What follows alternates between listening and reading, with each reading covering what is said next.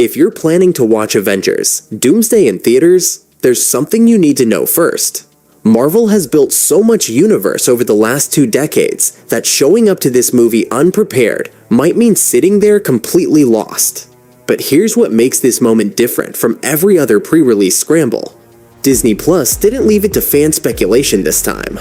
On August 16th, 2026, Disney Plus quietly launched something called Countdown to Avengers Doomsday, an official, curated collection of 15 titles the studio itself says you should watch first. Not a fan wiki, not a Reddit thread. A direct signal from the people making the movie. And once you actually look at what's on that list, a pattern starts to emerge that's bigger than nostalgia. Marvel isn't just connecting the MCU to itself anymore. It's reaching back into a universe it didn't even own for most of its history. The original Fox X-Men films, and pulling those characters, along with Wakanda, Talocan, and a small army of multiversal variants, into a single collision point. Avengers Doomsday hits theaters December 18th, so let's walk through exactly what Disney is telling you to watch, and more importantly, why each piece matters. Start with the year 2000.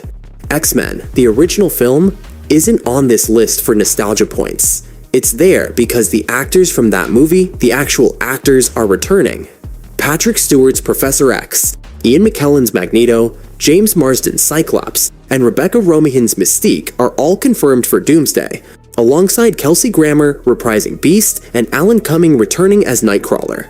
These aren't recast versions or younger stand-ins. These are the same performers audiences watched build this franchise a quarter century ago, stepping back into roles most people assumed were finished.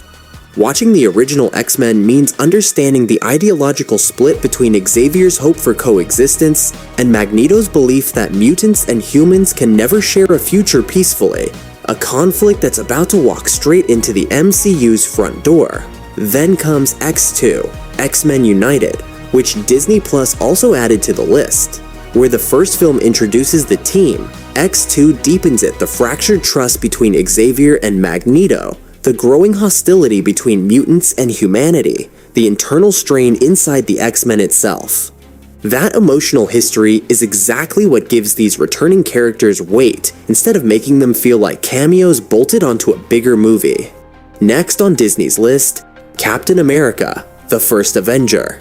On its surface, it's Steve Rogers' origin story, but its inclusion here carries new significance because Chris Evans is coming back as Steve Rogers in Doomsday after roughly 8 years away from the role. Evans has said publicly that Marvel pitched him close to a dozen ideas over the years to bring the character back, and he turned all of them down, worried it would undercut the ending Endgame gave Steve. It ultimately took Robert Downey Jr.'s own return, plus a story idea Evans found worth breaking retirement for, to change his mind.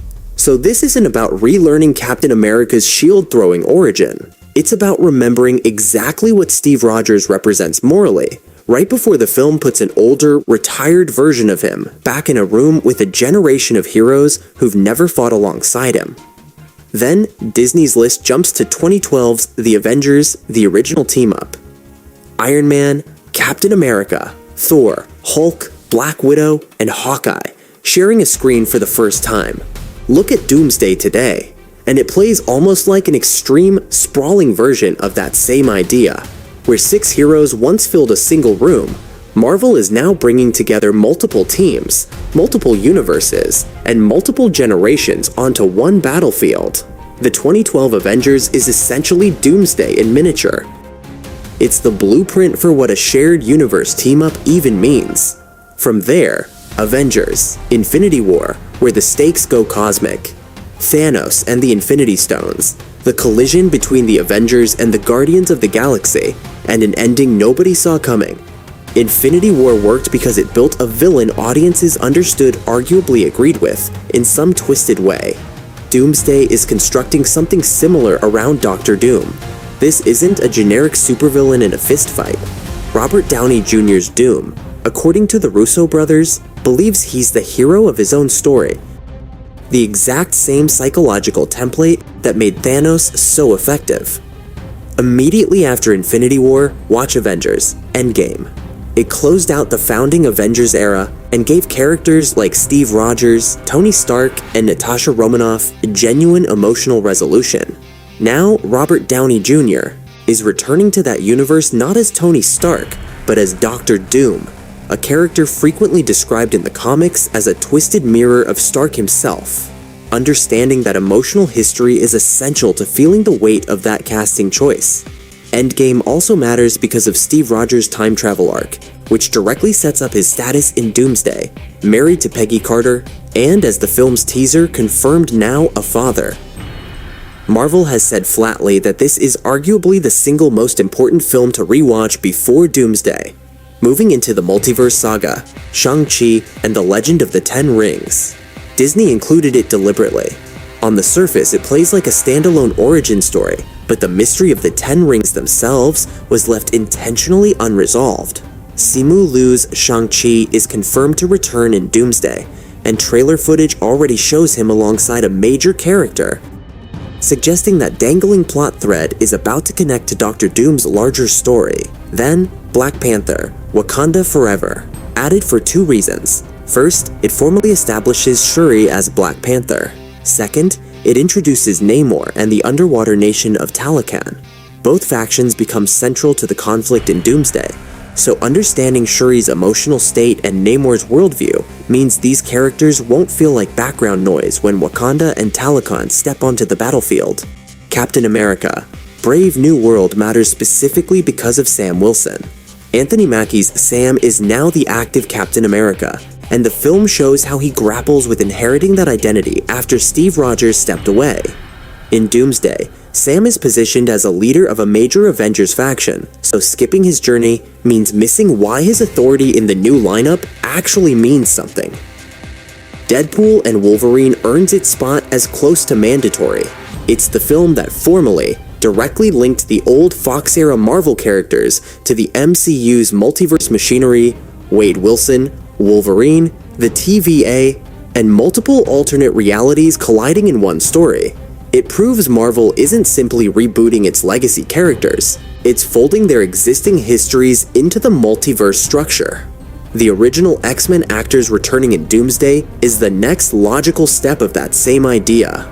Every version of Marvel's cinematic history that ever existed is still out there in some universe. Doctor Strange in the Multiverse of Madness is foundational for the obvious reason it's the film that establishes what the multiverse actually is and how dangerous it can be. Strange confronts alternate universes, incursions, and the reality-breaking consequences of tampering with them. That's the core mechanic Doomsday scales up to a catastrophic level.